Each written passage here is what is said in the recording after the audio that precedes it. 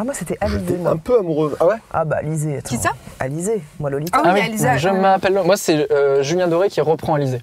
Ouais, Moi, je m'appelle Lo. Bien Ça sûr. fait très mal, hein, parce que je ne rends pas Julien Doré. Très bien, Julien Merci, merci. Moi, c'était Martin Mystère. C'est pas de la musique, ça? Entre potes, on est entre potes. Entre potes, on est entre potes. On est entre potes.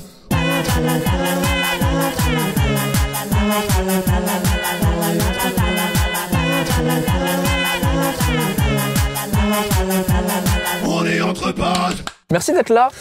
Merci. Comment ça va? Bah, ça va. Je suis venue pour la bouffe. Avant tout, mais tout le monde est venu pour la bouffe en fait. Ah ouais. Est-ce que vous pouvez vous présenter pour les gens qui ne vous connaissent peut-être pas? Du coup, moi, c'est Charlie Danger. Ouais. Danger, ton vrai nom de famille. Oui, Danger qui est attention. mon vrai nom de famille. C'est pas un pseudonyme. En parlant de voiture, le jour où j'ai passé mon permis de conduire, je me rappelle, je suis montée dans le truc et là, le mec, il fait « Mademoiselle Danger ?» Ah. Ça veut dire quoi ça, en mode... Mais il était trop fâché que je m'appelle Danger. Comme la ville? Super. Non, c'est genre en mode tu vas prendre le Ah, volant, Danger, tu vas putain, j'avais pas. Oh mince. Ah oui, il y a tellement de jeux de mots qui viennent. Là, j'ai un panel de jeux de mots qui vient de s'ouvrir. Ah oui, ok. T'inquiète pas, on les a tous déjà fait. Très bien. Donc ouais, Parti le Charlie chercher. Danger, et à part avoir passé mon permis, j'ai fait d'autres choses dans ma vie. Oui. J'ai Comme une chaîne- quoi? J'ai une chaîne YouTube qui s'appelle Les Revues du Monde, ça parle d'histoire et d'archéologie. C'est une chaîne de vulgarisation, mais j'essaie de rendre le tout un peu fun et ludique et cool. Et voilà. Très très bien. C'est très bien résumé. Très bien. Omar. Je m'appelle Omar Mebrouk. C'est les choses du 44. Je chose du 44. Il préfère la nuit. Je préfère la nuit. Et je préfère le salé. Le salé aussi. Qu'est-ce qui m'anime? Eh bien, je suis comédien principalement, musicien également. Je me produis au théâtre, mais aussi à la télévision. Au cinéma. Au cinéma également, tout à fait. Voilà, Peut-être qu'on vous voit en ce moment au cinéma avec Monsieur L'Ermite. avec Monsieur Lhermitte. Thierry de son prénom. Son prénom. Et Michel Larocque. Et nous avons atteint le 1 200 000. Oh, je l'applaudis d'une main. Bravo. Grand Magnifique. Et que vous voyez évidemment dans Entre Mecs, ceux qui regardent Entre Mecs. bravo. Évidemment. Si vous ne regardez pas Entre Mecs, regardez Entre Mecs parce que c'est plutôt sympa. Je sais pas si je l'ai bien vendu, mais. Franchement, personne ne l'a aussi bien vendu Mais que ça. je me doute. Évidemment. Coucou les gars. Coucou les Qui gars de. Bah écoutez, bonjour. Je m'appelle J'ai envie de dire coucou les girls. Ah oui, j'aime bien quand on me dit. Attends, comment on m'appelle parfois? Salut coucou. J'aime bien, tu vois, les gens pensent que c'est mon prénom. Donc je m'appelle Juliette Katz, j'ai 31 ans, j'ai un petit chien qui s'appelle Gizmo, c'est un carlin. Voilà, il est plutôt dans une relation libre avec sa meuf et puis d'autres conjoints et conjointes. Je fais des vidéos sur internet. Quand l'envie m'en prend. Ça peut être des parodies de youtubeuses beauté, que je fais un peu moins en ce moment. Parfois, je fais des vidéos un peu plus sérieuses, que je fais un peu plus en ce moment. Et puis, qu'est-ce que je fais? J'ai écrit un livre qui s'est vendu à 20 000 exemplaires il y a quoi? Ok. Applaudis d'une main. Et puis, je suis aussi également comédienne, à la télé et au cinéma pour bientôt. Oh. Et puis, voilà, écoutez la vie. Est-ce que ça tease un petit peu des exclus ou tu l'as... Non. D'accord. Non. Mais voilà, écoutez, c'est un peu tout ça. Je fais un peu tout ça. Très très bien. Très très bien. Et vous êtes que des personnes que j'adore, et c'est pour ça que vous êtes ici sur ce premier épisode, parce que vous ne savez pas du tout dans quoi vous embarquez, et ça j'aime parce que tout le monde ne l'aurait pas fait. Dans un Déjà, tu m'as dit, viens, on va dans un parking, dans une voiture, ça va être bien, j'ai fait. C'est vrai que je vous ai fait des propositions glauques. C'est un petit parking. T'inquiète même pas. Est-ce que vous savez de quoi on va parler aujourd'hui? Du fait qu'on va nulle part, c'est ça, c'est un piège cette voiture. On reste là. Je démarre à tout moment. C'est quoi votre rapport à votre corps aujourd'hui? Bah déjà, j'en ai un.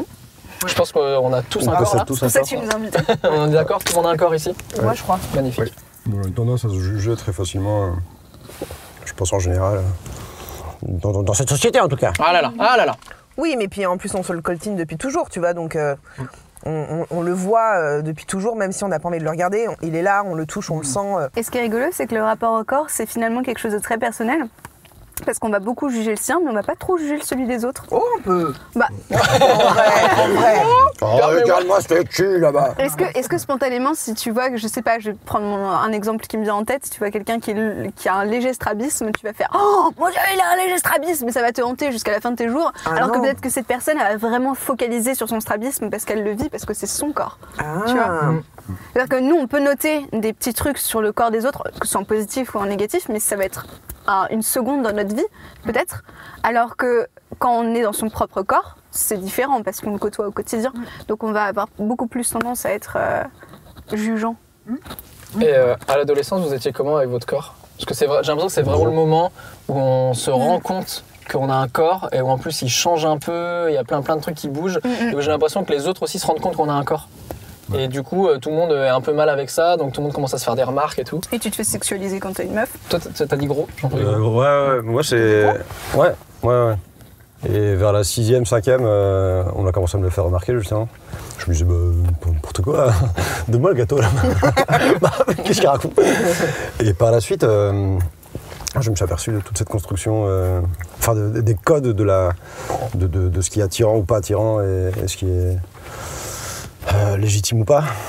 Et c'est extrêmement violent à cet âge-là parce qu'en plus t'as pas de filtre, t'es là, regardez-la, elle est moche. Ça veut dire que, en tant que gros, quand tu dis t'as vu ce qui était attirant, pas attirant, on t'a fait penser que parce que t'étais gros, t'étais pas attirant? Ouais.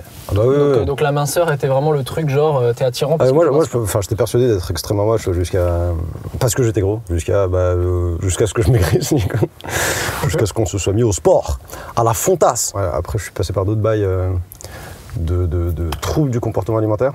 En gros j'ai tellement pris goût au sport que c'était ma source principale d'endorphine. Et je m'arrêtais plus, j'adorais tout contrôler. Parce que c'était aussi une période un peu compliquée. J'ai commencé à calculer, mais vraiment, je rentre dans un supermarché, ça pouvait me prendre 1 heure, je calculais les lipides, les machins. Ah ouais? À quel âge? Vers 18 ans. Ah ouais? 18, 19. Et j'étais vraiment ultra maigre. Et moi, j'étais persuadé de pouvoir, non mais je peux encore diminuer un petit peu par là, comme ça je serai un peu plus sec ici. Il fallait vraiment que je sois le plus sec et le plus, le moindre lipide, le moindre pète de gras, je pouvais pas supporter ça. Et on est passé dans autre chose, dans se fustiger, parce que putain, elle m'a dit je ressemble à rien. Et la solution apparente, la plus simple à ce moment-là, c'est mais il faut que je mange encore moins, ou il faut que je fasse encore plus de sport. Et aussi parce que le sport, ça devient vraiment c'est super dangereux, parce que on te parle très peu de attention, le sport est un danger, tu vois. Tout le monde te dit non mais vas-y, fais du sport. Le sport à outrance, c'est ça? Ouais. Dans un truc, quand ça devient, ça peut devenir addictif et ça peut véritablement devenir une drogue. Moi j'ai fait des footings à, je sais pas, d'1h30 à 1h du mat. Qui fait ça? Enfin, avec du recul, il neigeait, il pleuvait, etc. Je sortais et je courais et je rentrais chez moi à 3h alors que j'avais cours à 8h le lendemain. Enfin, c'était absurde. Et t'avais la notion que ça faisait du bien à ton corps? Oui, ou parce que j'avais mangé un truc de trop avant de... D'accord. Et du coup, la culpabilité fait que je prenais mes godasses et j'allais courir. En fait, je mangeais isolé, comme si je devais me rouler mon spliff, ou comme si... Ah oui, je vois, comme si c'était quelque chose de mauvais. Exactement. Après, tu te sentais coupable en fait de manger même? Bah ouais, un mélange de culpabilité et il faut pas qu'on me voie. Les amis, j'ai demandé sur Instagram aux gens de m'envoyer des notes vocales sur leur rapport au corps. Et je propose qu'on en écoute une maintenant en fait. Je voulais juste te dire qu'en fait, à 16 ans, j'ai décidé que j'allais m'aimer, que j'allais commencer à aimer mon corps et j'allais commencer à aimer qui j'étais. Et en fait, quand j'avais 17 ans, on a eu piscine. Et du coup, pendant qu'on avait tout le truc de piscine, je me suis dit, bon, va falloir que je m'épile tout le temps. Et en fait, au bout de 2 semaines, j'ai décidé que non, j'allais arrêter de m'épiler. Et en fait, depuis ce temps-là, je me suis... J'ai quasiment plus touché au poil sur mon corps. Donc comme quoi, on peut quand même s'aimer malgré le fait qu'on soit en maillot de bain. C'est un message de Asia qu'on embrasse. Asia qu'on embrasse, très fort. Ça c'est un vrai truc, les poils. J'ai l'impression qu'on n'a pas les mêmes problématiques déjà en tant que mec et meuf sur les poils. Toi t'as fait, alors on dit un TEDx ou une TEDx? Est-ce qu'on peut?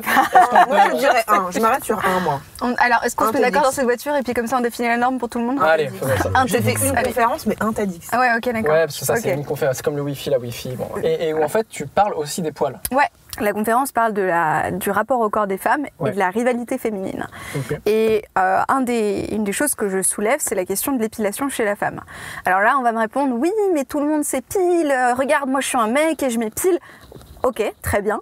Maintenant, je pense que la différence entre hommes et femmes sur ce point, c'est l'injonction qu'il y a sur les poils. Donc, si une fille, elle sort dans la rue avec des poils aux pattes, des poils sous les bras et des poils... Non, on ne verrait pas de cette toche, mais t'as compris l'idée. Elle va avoir des regards interrogateur, elle va avoir une sorte de pression sociale sur elle, même implicite. Si on lui dit pas frontalement c'est dégueulasse comme ça peut arriver, eh ben on va lui faire comprendre par des regards, par des de la surprise que c'est pas normal. Bon, clairement, dans la rue, personne ne m'a jamais dit t'as des poils sous les bras, trop bizarre. Alors que les mecs c'est différent, c'est-à-dire que oui vous pouvez vous épiler, mais si vous le faites pas, vous n'allez pas être jugé pour ça, vous allez pas être, il y aura pas entre guillemets de regard négatif. Et je pense que la grosse différence elle vient de là, c'est que l'épilation c'est un choix. Je suis pas en train de dire que tout le monde devrait arrêter de s'épiler ou que tout le monde, je m'en bats les couilles, chacun fait ce qu'il veut, mais juste il faut avoir conscience que ce choix il est une injonction pour les femmes.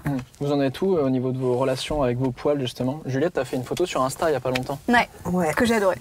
J'ai liké comme ça avec mon qui a fait beaucoup parler. Et en fait, j'ai été méga surprise. Pourquoi j'ai fait cette photo? C'est parce que vraiment, je m'étais pas épilée depuis 2-3 semaines parce que flemme. Et vraiment, j'ai dit tiens, j'aimerais bien juste lever mon bras et montrer mes poils. Pas du tout dans un truc pareil que toi à dire il faut qu'on arrête de s'épiler, pas du tout, mais juste de montrer un peu aussi exactement ce truc d'injonction, tu vois, en fait on a le choix, tu vois, qui n'est certainement pas un combat pour plein de gens puisque ça a été un énorme débat dans les commentaires. Mais en fait, je l'ai posté sur Facebook et sur Instagram, il y a eu à peu près 6000 commentaires au total. Où globalement, c'est « Ouais, mais c'est quand même dégueulasse ». Et je trouve ça assez dingue en fait. Il y a une majorité de gens qui disent ça. Ouais. Il y a eu plein de trucs très très positifs, etc. Mais il y a eu quand même un truc de « Ouais, mais c'est quand même moche ». Et moi, je demande à mon mec de s'épiler. En fait, là, n'était pas du tout le sujet. Le seul truc, c'est que c'est exactement ce que Charlie dit, c'est qu'à un moment, évidemment, on fait bien ce qu'on veut avec nos poils, évidemment. Sauf que, pas vraiment. En fait. C'est que si tu t'arrêtes de t'épiler parce que t'as la flemme, t'as plus envie, parce que la féminisation, parce que plein de raisons qui te regardent, tu vas être complètement jugé alors qu'un homme c'est pas le cas parce que c'est comme ça depuis moultes années. Et on est habitué à ce truc-là. Et moi je trouve ça juste intéressant d'aller un peu déranger l'œil de l'autre. Tu vois, de juste dire tiens, est-ce qu'on arrêterait un peu de rentrer dans les codes et pas juste parce qu'on a envie d'être combative ou j'en sais rien, mais juste un peu sortir de là où on nous impose des choses. En fait, je sais pas si c'est très clair, mais et moi c'est ça qui m'intéresse, comme là, de pas me maquiller. Tu vois, c'est exactement la même chose, c'est juste parce que moi ça me challenge moi. Tout ça n'est pas important. Mais finalement, ça l'est vachement. C'est là où tu te trompes. C'est important parce que tu donnes une représentation de ce que c'est être une femme en dehors de ce qu'on nous impose. C'est ça. Et plus il y aura de représentation de ça, plus ça deviendra naturel et normal à l'œil. Parce que un des gros problèmes pour moi de l'épilation, alors après ça se discute, encore une fois chacun fait ce qu'il veut avec ses poils. Par contre, un des soucis de cette injonction à l'épilation chez la femme, c'est que du coup, on a presque associé le fait d'être imberbe au genre féminin.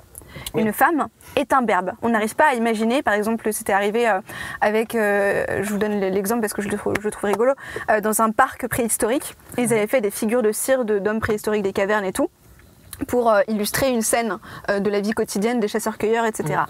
Et donc les hommes étaient représentés poilus partout sur le corps, parce que hommes préhistoriques, et les femmes n'avaient pas de poils. Oui, vous faisait de la cire à l'époque. Et en fait, le souci, c'est que du coup, on a intériorisé le fait que la femme est par essence imberbe, alors que c'est faux. On a autant de poils que vous, c'est juste qu'on les montre pas. Et en fait, ce qui est terrible, c'est que on en vient à dire que ce n'est pas féminin. Et que ce n'est pas sexy, et que ce n'est pas joli. Encore une fois, tous les goûts sont dans la nature. Moi, j'adore quand mon mec il a des poils. Enfin, il y en a qui détestent ça, il n'y a pas de problème. Mais c'est juste que d'associer, en fait, être imberbe à la féminité, tu vois, et comme pareil, avoir des poils, c'est être viril. Tu vois, c'est quand même le plus gros bullshit de l'année. Parce que moi, à l'inverse, là, je commence à avoir de la barbe, mais j'ai 27 ans et j'ai quand même mis très très longtemps à commencer à en avoir. Et en fait, ce qui est marrant, c'est qu'entre mecs, on a tendance même à féminiser les mecs qui n'ont pas de barbe, justement. En disant, bah, t'as pas de poils, donc t'es une meuf, et donc forcément, bah, t'es moins bien qu'un mec, tu vois. Donc moi, j'ai eu vachement ce truc-là pendant très longtemps de... l'injonction à être poilu. En plus, bon, j'étais plus petit que les autres, moins musclé que les autres, donc voilà, il y a tout ce truc-là. Tu te rends compte que t'as cette injonction-là. Mais le fait de voir des meufs avec des poils, j'avoue que les premières fois que j'en ai vu, il y a, on va dire, ça fait 2 ans qu'on commence à en voir. Les premières meufs qui ont assumé ça, j'avoue que moi ça m'a choqué au début. Mais bien sûr. ça m'a fait me poser énormément de questions là-dessus. Et en fait, je trouve que c'est tellement important. On a l'impression comme ça de se dire, je poste une photo comme ça, c'est pas très important et j'envoie un truc et je sais pas si je change quelque chose. Et en fait, je trouve que chaque personne qui fait ça change de ouf. Parce que moi, plus j'en vois, moins ça me choque et plus j'ai remis en question ces trucs-là en me disant, mais en fait, c'est vrai que c'est normal. En fait, on a tous. En fait, c'est ça qui est intéressant, c'est que tu te questionnes justement sur pourquoi t'es choqué en fait. Ouais, et moi, pareil, moi quand j'habitais en Inde, j'ai vu une meuf qui était en jupe et qui avait des poils, qui avait laissé ses poils depuis, j'imagine, de nombreux mois. Et j'étais choquée et je me suis dit, ah putain, mais elle est pas du tout féminine. Mais j'avais 12 ans, tu vois. Ouais. Et juste à un moment, je me suis dit, mais attends, mais pourquoi Il y a une question dont on parle pas beaucoup. C'est la question des poils au niveau des parties intimes, que ce soit masculine ou féminine. Ouais. Parce que ça, on parle beaucoup des poils des jambes et des poils des bras, mais comme c'est pas des poils qu'on peut montrer sur les réseaux et tout, on n'en parle pas beaucoup. Est-ce que vous avez eu un rapport à ça influencé par l'industrie du porno? Est-ce que tu as commencé à t'épiler un jour? Pour quelle raison? Enfin, qu'est-ce que c'est votre rapport à ce truc-là? Alors, moi, si je peux répondre, merci beaucoup.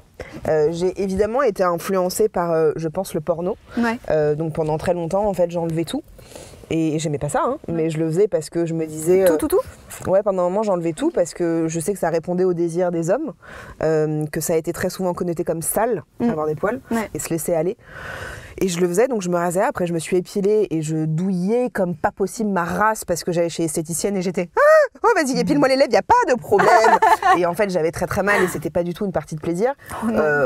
Pareil quand tu fais le SIF, hein, le sillon interfessier, où tu es à quatre pattes et tu ne connais pas la personne et tu ouvres ton huc.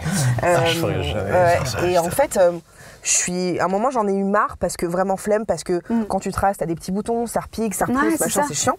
Et puis, j'allais dire, j'ai la chance, quelque part, oui, d'être tombée sur quelqu'un, mon amoureux, qui s'en contrefou. Et il me dit, en fait, tu fais bien ce que tu veux, moi je ne fais pas, je vais pas t'imposer quelque chose, c'est pas anti-féminin, c'est pas tu fais ce que tu veux. Et parfois, je vais pas enlever, mais je vais tondre un petit peu quand j'arrive à un certain moment. Mais c'est pas lui qui me le demande, c'est juste pour mon envie personnelle. Mais j'ai appris à retrouver ça joli, parce qu'avant, je trouvais ça très moche, les poils sur la touche. Et en fait, depuis quelques années, je trouve ça beaucoup plus féminin et beaucoup plus sexuel et sensuel et humain. Enfin, oui, 100% d'accord avec toi. Moi, j'ai l'impression que le truc s'inverse. On est tellement habitué, je pense principalement via le porno, à des chats épilés, que moi, ce que je trouve rare et beau, du coup, c'est des poils sur la chatte. Après, par contre, moi, j'ai beaucoup de trucs à déconstruire encore sur les poils autre part. Chez une meuf, enfin je suis encore très mais non, ça doit être doux. Mais au niveau de la tâche, ça je me contrefous aussi. Je vais vous dire un truc extrêmement intime. Je me suis fait doigter quand j'avais 13 ans. Et on était debout un peu dans un truc un peu caché et tout. En consentement alors? Ouais, tout à fait, bien sûr. Et en fait, il commence à mettre sa main dans ma culotte. Et je m'étais pas épilée parce que je ne savais pas que... Ah, t'as 13 ans, meuf. Ouais, t'as 13 ans, tu vois. Et le gars, il a ressorti sa main direct en me disant « Ah, mais c'est sale !» Et en fait, moi, je me suis dit « Je pue de la toche. » Forcément, tu vois. Et en fait, je sais que c'était les poils. Et j'en avais pas beaucoup à 13 ans, tu vois. Et tout de suite, ça a été connoté comme « Ah, t'es crade !» Et puis tu te construis comme ça derrière, en fait. Voilà, et donc après, du coup, je les ai enlevés pendant très longtemps parce que j'avais peur qu'on me dise que je suis sale. Moi, j'ai eu l'extrême inverse. C'est-à-dire que c'était pas ma première fois, c'était genre ma deuxième fois avec une meuf. Je m'étais dit, j'ai des poils, il faut que je les enlève, tu vois. Parce que je m'étais dit, parce que dans le porno, j'avais vu aussi que les mecs étaient rasés, etc. Ouais. Et en fait, la meuf, que je connaissais pas très très bien non plus, mais avec qui on avait une relation de confiance et tout, quand elle a vu que j'étais pas épilé, elle m'a dit, mais on va pas coucher ensemble, c'est un truc de PD ça. Oh, wow. Et en gros, après, je me suis dit, mais plus jamais je rase en fait, parce que, encore une fois, c'était en mode, t'es un mec donc. Si t'as pas de poils, par contre, voilà, c'est que t'es pas viril, quoi. Oh, waouh. C'est chaud, quand même. Est-ce qu'on s'écouterait pas un autre message? On va pouvoir parler de cul encore. Très, très bien. Alors, je sais pas celui du cul. Je pense que moi, ce que j'ai à dire, c'est complètement vu et revu, et je pense que t'as dû déjà l'entendre à peu près 15 000 fois. Mais je suis vraiment très investie dans la cause du body positive. Vraiment, c'est très important pour moi que tout le monde puisse s'accepter et qu'il n'y a pas de corps plus beau qu'un autre. Je suis la première à défendre les femmes, à trouver les femmes dans la rue, des copines à moi, rondes, absolument magnifiques. Et je suis la première à adorer ça et à adorer la diversité chez les gens et à trouver du beau chez tout le monde. Par contre, quand je me regarde dans une glace, moi, ça va pas. Je pense que c'est pareil pour un peu beaucoup de gens. Moi, ça va pas. Alors que, j'ai peut-être dit 1 heure avant qu'une meuf qui avait le même type de corps que moi était magnifique.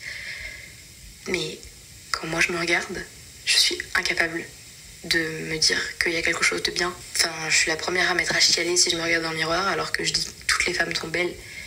Parce que pour moi, toutes les femmes sont belles, sauf moi. Non, bébé. Non, Ça, c'est ouf. Malheureusement, c'est normal. Est-ce qu'on peut pas faire un énorme câlin virtuel à Salomé? Oui, Salomé, on t'embrasse. Et d'ailleurs, à plein d'autres meufs qui m'ont envoyé des messages. J'en profite d'ailleurs pour dire aux mecs, j'ai reçu 600 notes vocales. J'ai dû en recevoir 5 de mecs. Non. Donc les gars, franchement, Ah ouais.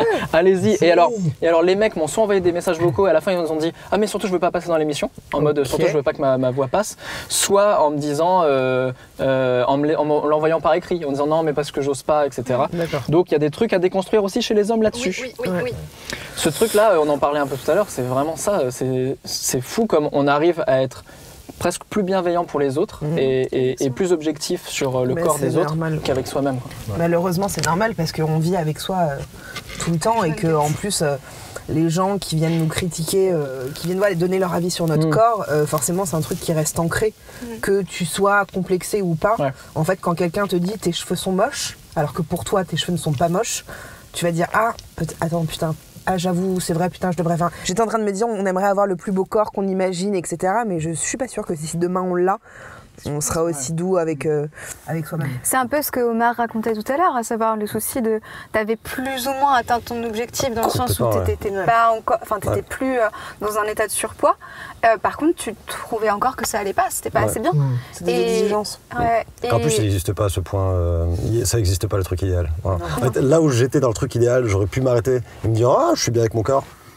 J'ai continué parce que déjà tu étais sur ta lancée et en plus t'as toujours envie de plus être musclé, plus maigrir, plus et c'est mal. Enfin, t'y arrives pas quoi. C'est un fantasme. Vous avez trouvé des solutions pour apprendre à mieux vous aimer ou... J'en ai une mais qui est pas, enfin c'est pas une solution. Genre je pourrais pas recommander ça à quelqu'un parce que c'est un peu horrible. Tuer des gens. Éliminer la concurrence. Des bébés chats, voilà la solution. On n'en parle pas assez.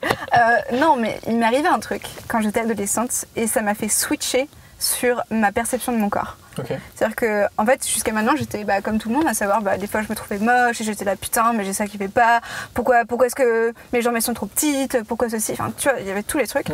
Et quand j'étais adolescente, j'ai eu un très grave accident et j'ai été amputée d'une partie du pied gauche. Okay. Et j'ai failli perdre ma jambe. C'est-à-dire qu'à la base, on devait m'amputer de la demi-jambe, sauf qu'en fait, parce que les amputations du pied, ça se fait pas, il y a trop de ligaments, c'était compliqué. Et donc, en fait, j'ai eu de la chance, vu que j'étais très jeune, ils ont décidé de tenter le coup et de faire un knacky en prenant la peau de mes fesses pour essayer de faire un petit truc, tu vois. T'as dit un knacky ? Un knacky. D'accord, ok, j'avais, ok. C'est un knacky. Et du coup, c'est de la reconstruction, quoi. Ouais. Mais ils étaient persuadés que ça allait jamais tenir. Et donc, pendant, grosso modo, 1 mois, le temps que, du coup, voir si le lambeau prenait, j'avais des infirmières qui étaient en plus particulièrement désagréables, qui venaient tous les jours dans ma chambre en me disant, de toute façon, regarde-le bien ton pied, parce que, on va pas te mentir, ça va se nécroser, on va t'amputer de la mi-jambe. En fait, elles essayaient de me préparer au fait qu'il y avait très peu de chances que ça tienne et que du coup j'allais me refaire opérer et cette fois-ci on allait m'amputer. Et donc j'ai vécu avec cette angoisse pendant 1 mois de me dire que j'allais perdre ma jambe. Et à partir de là, donc heureusement tout s'est bien terminé, j'ai pas perdu ma jambe. Bon, j'ai un pied qui est chum, clairement, on va pas se mentir. Mais par contre, il fonctionne, je peux marcher, tout va bien.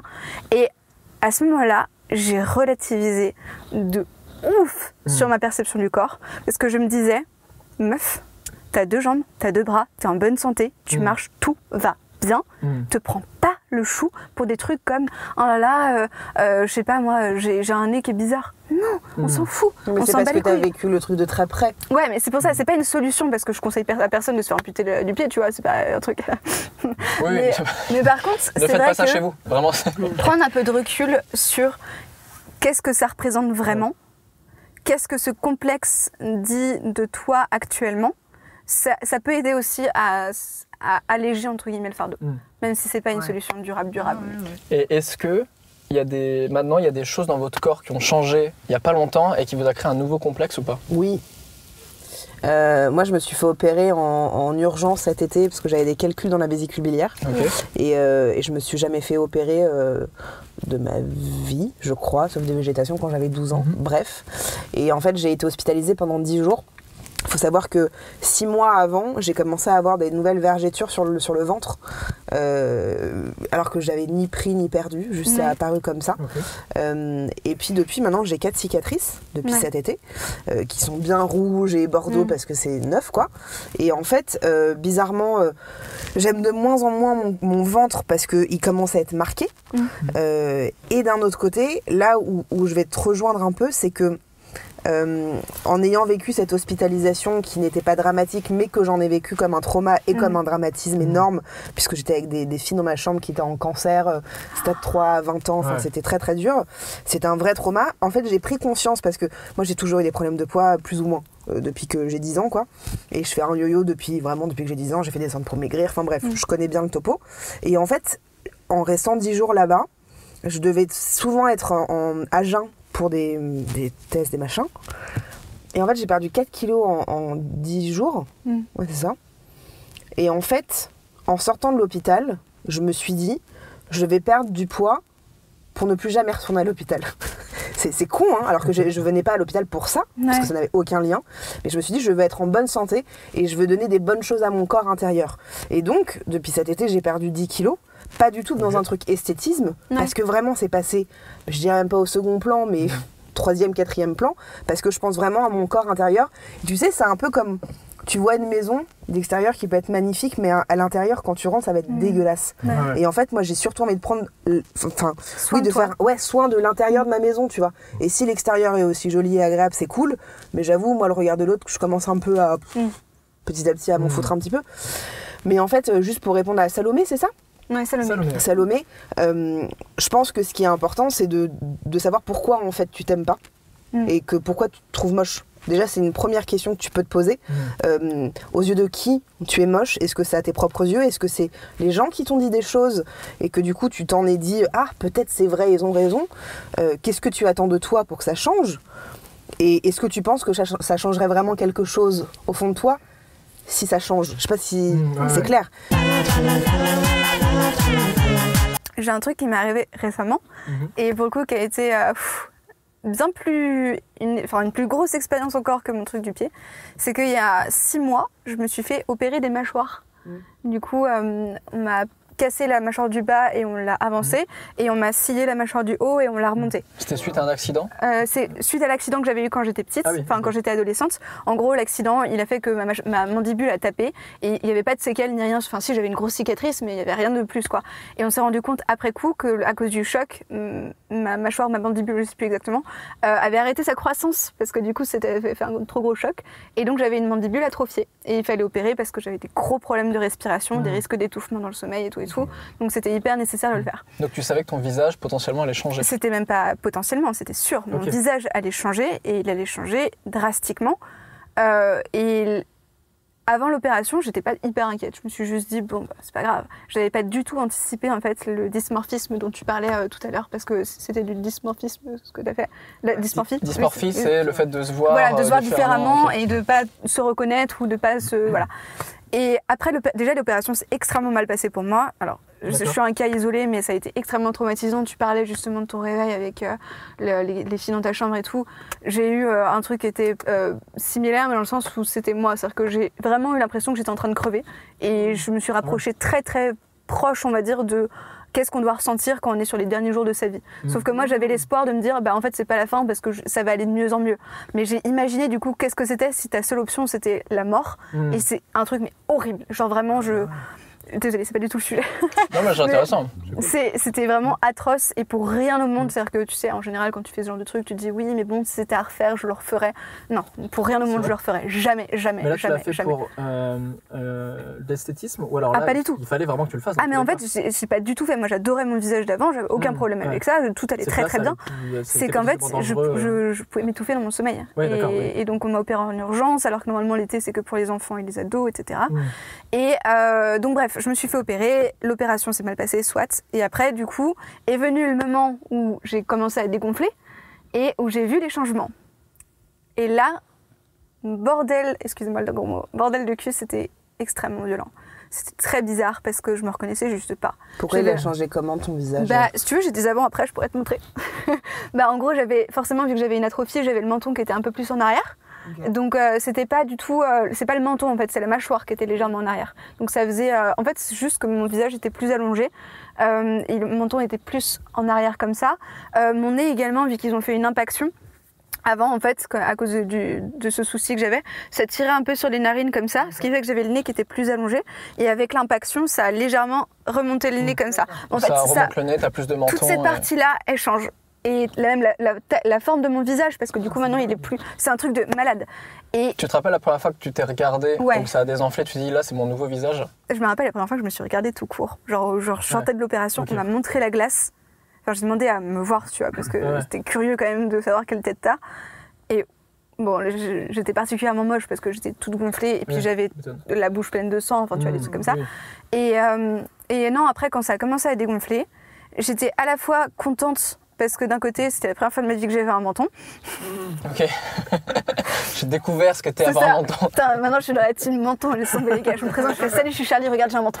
Mettez en commentaire team menton, on est là. Allez. Même si tu changes de visage, parce que mine de rien, quelque part, j'ai quand même réglé un truc qui était plus ou moins inesthétique chez moi, à savoir que j'avais le menton qui était en retrait. Même en réglant ce genre de choses, ça règle pas si tu as des soucis de dysmorphie ou des soucis de mauvaise appréciation de toi, etc. Ça règle pas ces trucs-là. Et je me rappelle que tu as mis longtemps avant de remontrer ton visage publiquement. En story, tu montrais pas ton visage et tout. Est-ce que tu as sorti une vidéo, je crois, depuis sur ta chaîne? Non, 2. 2 vidéos. Ça y est. Est-ce que tu as eu de l'appréhension au moment de ressortir une vidéo en mode ah, les gens vont forcément me faire une remarque là-dessus? J'ai été obligée de faire une vidéo spéciale où j'explique ce qui s'est passé. Parce que sinon, c'est normal en même temps. Tu vois, tu suis quelqu'un, puis d'un coup, tu le revois et puis il a changé de visage. Enfin, c'est normal que les gens s'interrogent. Mais je me suis sentie obligée de le faire, déjà pour expliquer ce qui s'était passé et pour rassurer les gens parce que j'étais absente pendant un petit moment. Et puis aussi pour dire que voilà, c'est pas grave, c'est normal. Et puis voilà. Est-ce qu'on se réécoute un message? Allez. J'ai envie de faire... Je suis un peu default, j'ai l'impression. Vraiment, je suis en kiff. C'est un message de Lucille que j'ai rencontré à Caen d'ailleurs, parce que je viens de Caen. Fallait que je le dise parce que dans toutes les vidéos je le dis, donc là c'est la seule vidéo où je dis pas que je suis de Caen. En Normandie on est là. C'est fait. Exactement, donc on avait un peu discuté. Coucou Ben, j'ai vu ta story à propos des réactions sur le rapport au corps. Et en fait, je voulais juste te parler de mon expérience parce que comme tu le sais, cette année j'ai eu un cancer. Et donc mon corps a quelque peu changé. Déjà, j'ai perdu mes cheveux, ce qui a été un gros problème. Ça a été très très dur. En plus de ça, j'ai un site sous la peau, au niveau de la poitrine, qui se voit avec une cicatrice qui va rester toute ma vie. Au début de cette maladie, j'en ai voulu à mon corps de m'avoir entre guillemets lâché. J'avais l'impression qu'il m'avait laissé tomber. Il avait, on va dire, capitulé, laissé la maladie gagner. En me laissant tomber, j'ai maigri beaucoup. J'ai perdu des muscles, donc j'avais plus du tout de musculature. C'était très compliqué. Il a été vraiment mis à rude épreuve, mais il a tenu le coup. Et je lui en ai voulu pendant longtemps. Et maintenant, je saurais jamais assez le remercier d'avoir tenu le choc et d'avoir guéri aussi vite et d'avoir été aussi fort dans cette épreuve-là. En plus de ça, j'ai eu cette étape des cheveux où j'ai eu vraiment peur de me perdre, de perdre ma féminité. L'image que j'ai eu de moi était extrêmement compliquée quand j'ai rasé ma tête. Donc j'ai décidé de le faire moi-même au lieu de laisser mes cheveux tomber. Et ensuite, il y a eu ces photos que j'ai faites avec Fabrice Labi, un photographe. Et franchement, ça m'a tellement sauvée dans ma façon de me voir sans du coup ces cheveux. C'était vraiment incroyable de retrouver la confiance et de me voir et de me retrouver belle après tout ça. Alors c'est encore compliqué parce que c'est lent. En une année, mon corps a énormément changé. Et voilà, avant, moi qui avais une perception plutôt positive de mon corps, je l'ai perdu un petit peu cette année et je la récupère très doucement, cette vision positive des choses. Voilà, je voulais parler un petit peu juste de ça, de cette vision qui a été compliquée pendant un moment et qui va mieux à cause de cette maladie. Ce qui est juste marrant, c'est que comme quoi, dès qu'on passe par des trucs aussi difficiles et compliqués, que ce soit pour elle, que ce soit pour Charlie ou pour moi qui est une petite opération pas très importante, c'est souvent dans ces moments-là qu'on prend conscience du poids de notre corps et de l'importance de notre corps et de sa manière d'exister en fait, quand même. Parce que oui, aujourd'hui on en a fait un outil de représentation sociale, mais il ne faut pas oublier la première utilité du corps qui est juste de nous porter. Ouais. Donc à partir du moment où il remplit cette fonction... Moi j'ai eu, alors c'est pas un cancer, hein, ma vie n'était pas en jeu, mais à 6 ans j'ai commencé à être beaucoup plus petit que tout le monde. Et du coup on allait voir un médecin et on a vu que du coup mon hormone de croissance fonctionnait très mal, l'hypophyse. Et du coup en gros j'ai eu un traitement de mes 8 ans à 17 ans. Donc c'est-à-dire je me piquais tous les soirs pour faire fonctionner normalement mon hormone de croissance et que je grandisse normalement en fait quoi. Donc maintenant je fais 1m69, donc là j'ai eu l'impression, j'ai arrêté à 17 ans ça mon traitement et j'ai l'impression d'en être sorti et je me dis il n'y a aucun moyen de savoir quelle taille j'aurais fait aujourd'hui si j'avais pas pris ça, mais il y avait quand même de grandes chances. Mon grand-père il fait à peine 1m60, donc bon. Et donc en gros j'ai eu l'impression que c'est une bataille que j'ai eue entre 6 ans et 17 ans, donc c'est quand même plutôt long. Mais j'ai eu vachement ce truc là aussi où maintenant avec mon corps je suis beaucoup plus j'écoute beaucoup plus mon corps et je suis vraiment j'aime de plus en plus mon corps là-dessus en disant bah voilà il m'a accompagné quand même sur des trucs qui étaient un peu vénères et aujourd'hui où j'en suis sorti quoi. Et où évidemment bah, c'était hyper compliqué socialement où je partais quand même de loin, où c'est à 6 ans je me faisais quand même taper dessus parce que c'est le début de la virilité entre mecs et que bah, forcément on va taper sur un mec qui est plus faible parce que physiquement il est plus faible et donc il fait pas partie des codes, donc je me faisais tabasser par des mecs parce que j'étais plus petit. Donc ça en construction de soi-même, de son corps, c'est un peu compliqué. Et après voilà, c'est aussi pour dire que mec meuf il y a toujours des possibilités là-dessus. Je sais que j'ai eu beaucoup de messages là-dessus sur la taille. Alors c'est soit des meufs qui sont trop grandes, soit des meufs qui sont même trop petites, des mecs qui sont trop petits, des mecs qui sont trop grands, etc. On a tous un peu j'ai l'impression que de toute façon c'est toujours trop. Je fais 1m86 et je déteste mon corps. C'est vrai. Enfin tu vois, quand c'est pas la taille c'est autre chose, c'est le visage, c'est l'oreille. Ouais. Et j'ai une question à te poser du coup Ben. Maintenant, comment est-ce que tu te sens par rapport à toi-même aujourd'hui? Si tu devais décrire ton rapport au corps, ce serait quoi? En fait j'ai l'impression, vous allez me dire c'est peut-être pareil pour vous, j'ai l'impression que on est tous un peu comme ça. Il y a des jours où j'adore mon corps et des jours où pour moi c'est le pire. Mais vraiment, et c'est marrant, mais tu vois, donc je reste quand même un petit gabarit, parce que je fais 60 kilos pour 1m69, donc voilà, je reste quand même la même. Le web pareil me fait toujours rire dans tous les cas. En fait, souvent, c'est les fringues aussi qui me rappellent que je suis trop petit, donc je fais des ourlets à mes polaires parce que c'est du S, mais le S peut être vite trop long, etc. Donc il y a souvent des fringues où des fois là j'ai trouvé des trucs, t'arrives un peu à négocier avec ça, tu trouves les marques aussi qui te vont et tout, les coupes qui te vont et tout, mais souvent il y a des fringues que je mettais qui étaient trop grandes pour moi et où à l'adolescence genre je fondais en larmes parce que ça me des fois je mettais un t-shirt, je fondais en larmes, tu vois, en disant c'est du S. Et le truc, c'est une nappe, tu vois, sur moi, je peux me manger dessus, je peux m'endormir dedans. Et maintenant, ça va beaucoup mieux, mais j'ai 27 ans, tu vois. Et genre, ça va beaucoup mieux depuis 5 ans, peut-être. Ouais, et d'ailleurs, ça me fait penser qu'il ne faudrait pas hiérarchiser la souffrance des gens. Il y a des gens qui souffrent énormément, tu vois, pour des problèmes à la con, genre, j'en sais rien. Parce qu'ils sont petits et c'est une vraie souffrance, c'est un vrai trauma, c'est quelque chose qui est douloureux, etc. Et on va leur dire oh, ça va, il y a pire que toi, regarde, un tel, il s'est fait amputer de l'orteil et maintenant elle a un petit jeune, tu vois. Ouais. Et moi, je pars du principe que si vous avez une souffrance par rapport à votre corps, la niez pas. Déjà, il faut l'accepter. Il faut se dire, OK, là, j'ai un truc qui va pas. Et peut-être aller voir quelqu'un de spécialisé pour essayer d'aller mieux. Mais ne pas minimiser sous prétexte que c'est pas un défaut aussi grave que... Parce qu'il n'y a pas de gros défaut. Si une souffrance est là, c'est qu'elle est là.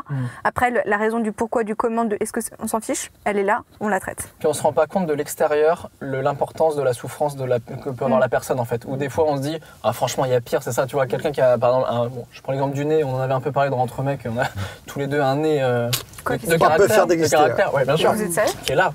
On a un nez qui est là. Mais où, moi, je sais qu'on m'a fait beaucoup de remarques sur mon nez et tout. Et... voilà. Et où en fait, tu te dis des fois, il y a vraiment des gens où leur nez, parce que c'est quand même au milieu de ton visage, tu vois, tu peux dire, franchement, un nez, ça va, tu vois. Il y a des gens, ça peut leur pourrir complètement l'existence et niquer toute la confiance en soi. Ayant vécu avec des parents qui sont très différents de moi physiquement, j'ai quand même grandi avec une maman qui m'a toujours dit « T'es belle ma fille, c'est juste dommage que tu sois un peu... hein ?» Tu vois, et donc vivre avec ça, tu vois, en fait, tu te dis, en fait, je n'ai qu'un joli visage et mon corps est inexistant parce que j'ai genre 3 kilos de plus. Enfin, tu vois, j'ai plusieurs meufs qui m'ont dit ça, qui m'ont laissé des messages en disant que souvent leurs parents leur disaient « Ah, c'est dommage que tu sois grosse parce que tu as un beau visage. » Et ce truc-là, c'est hallucinant. On rapporte toujours les filles à leur beauté, à ce qu'elles dégagent, ce qu'elles rejettent au monde extérieur, comme si c'était leur rôle, comme si elles devaient être jolies. Parce qu'en tant que meuf, c'est un peu genre, si t'es moche, c'est chaud, quoi. Je vois, pour reprendre l'exemple de l'épilation, moi, concrètement, je m'en bats les couilles. J'aime mes poils, je les trouve cool. Ils sont vachement doux et tout. Et pendant 8 mois l'année dernière, j'ai gardé mes poils parce que ça me chantait, parce que ça me plaisait. Et puis là, je me suis épilée. Et pourquoi je l'ai fait ? Eh ben, je vais pas vous mentir. C'est tout simplement parce que c'est aussi vachement agréable de se conformer à ce que les autres attendent de nous. C'est tellement plus confortable. Plus battre, en fait. C'est ça, voilà. C'est tellement plus confortable de faire partie de la norme et de pas avoir de regard, de pas avoir à t'expliquer sur plein de choses. Ça fait chier. Et ouais, c'est pour ça que c'est pas facile. Ça fait chier parce qu'en fait, si tu t'épiles juste parce que tu aimes bien et que tu trouves ça doux, ok. Mais si c'est pour le faire parce que tu dois te conforter à une norme, je pense sincèrement qu'il n'y a pas de gens dire. qui le font juste parce que c'est confortable et que c'est doux. Il y a plus d'inconvénients au fait de s'épiler. Alors je parle de s'épiler parce que ça fait mal et tout. Mais je pense que c'est plus une façon voilée de se voiler la face en se disant moi là je l'assume, je sais très bien que si je m'épile, c'est absolument pas parce que j'aime sentir mes jambes douces dans les draps, non pas du tout, c'est juste que j'ai envie de me faire sentir attirante, pas forcément en mode j'ai envie qu'on me drague ni rien, mais juste j'ai envie d'être normale, j'ai envie d'être voilà, c'est ça. Mais parce que c'est difficile de sortir de ce qu'on connaît. Ouais. Du coup, moi je crois que pour conclure, c'est bien de poser la question suivante. Est-ce que tu veux rentrer dans la norme parce que la norme te plaît ? Ou est-ce que tu veux rentrer dans la norme parce que c'est bien d'être vu comme ça ? Allez, salut, abonnez-vous à sa chaîne. Yes, j'ai rendez-vous chez l'urologue, donc il va falloir que j'y aille. Sur le médecin de la tub, comme on l'appelle. Est-ce que vous avez une actu C'est vrai, c'était une blague. Non, c'est vrai. Sérieux ? Non, c'est pas vrai. Je vais continuer de faire des vidéos et si tout se passe bien, je devrais sortir ma série documentaire cette année. Génial. Ouais, trop bien. Trop bien. Ce serait chouette. Trop cool. Moi, il y a une série dans laquelle je suis un personnage récurrent sur TF1 qui s'appelle H24 qui va sortir à partir du mois de février. Ok. Trop cool. Ouais, c'est la première saison. Et puis des trucs. Entre mecs, sûrement. Tu devrais te revoir dans Entre mecs, je crois. Ah merde, c'est vrai. Et ben moi, je vais être personnage principal d'une série sur TF1. J'ai dabé en 2020. Un épisode, calmons-nous. Ah, ok. C'est déjà pas mal, attention. C'est déjà pas mal. C'est très bien.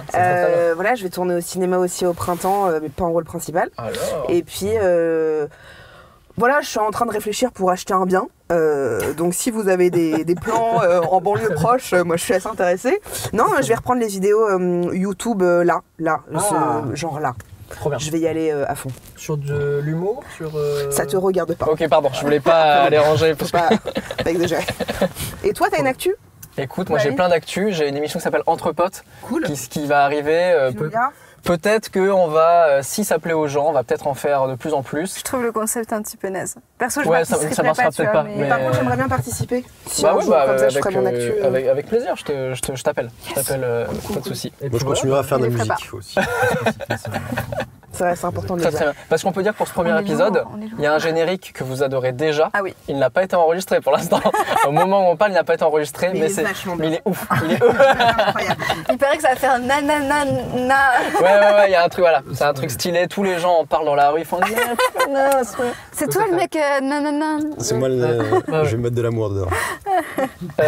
J'espère que ça vous a plu. On a essayé de faire un épisode plus long parce que je sais que sur Entre mecs, vous vouliez que ce soit plus long.